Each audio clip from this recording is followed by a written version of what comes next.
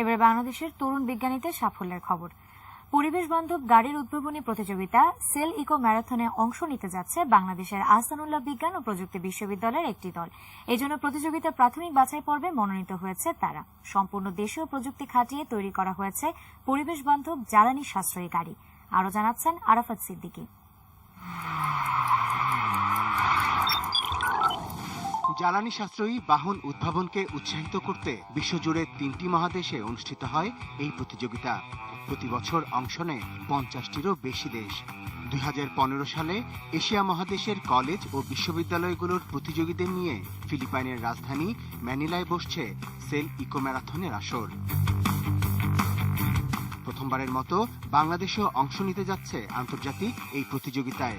আর এই উদ্যোগ নিয়েছে আহসানুল্লাহ বিজ্ঞান ও প্রযুক্তি বিশ্ববিদ্যালয়ের মেকানিক্যাল ও প্রোডাকশন ইঞ্জিনিয়ারিং বিভাগের শিক্ষার্থীদের ৬ সদস্যের দল অভিযাত্রিক। তাদের সীমিত স্বার্থের মধ্যেই তৈরি করেছে BD-52 নামের এই গাড়িটি।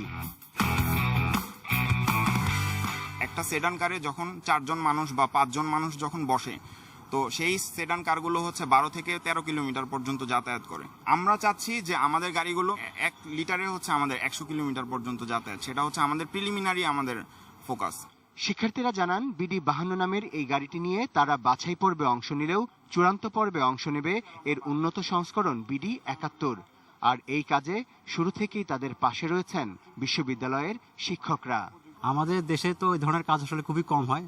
হ্যাঁ, যেগুলো হয়েছে বা সেগুলো হয়তো অনেক দূর আগাতে পারেনি বিভিন্ন সমস্যার কারণে। তো আমরা শুরু করেছি, চেষ্টা করবো আমরা অনেক দূর আগানোর জন্য। ফাইনাল আউটপুটটা হবে একটা অ্যারোডাইনামিক একটা শেপ, যেটা হচ্ছে অ্যাসথেটিক্যালি গুড, প্লাস হচ্ছে যেটা হচ্ছে ইফিশিয়েন্ট। সেকেন্ড রাউন্ডে এখন যাওয়ার জন্য আমাদের অলরেডি ডকুমেন্ট সাবমিট করা হচ্ছে। তার জন্য কিছু স্পন্সরশিপ প্রয়োজন। শিক্ষক ও শিক্ষার্থীরা জ্বালানি সাশ্রয়ী গাড়ি তৈরির এই প্রকল্পটিকে এই পর্যায়ে নিয়ে এসেছেন তাদের অদম্য ইচ্ছাশক্তির উপর ভর করেই। তাদের স্বপ্ন জয়ের ক্ষেত্রে সবচেয়ে বড় বাধা অর্থনৈতিক সীমাবদ্ধতা, আর তাই প্রয়োজন পৃষ্ঠপোষকতার। আমাদের সবচেয়ে দরকার সদিচ্ছার। আমাদের অনেক মেধা আছে, সদিচ্ছা নাই বলে আমরা পারি না। Arafat Siddiqui, ATN news, Dhaka.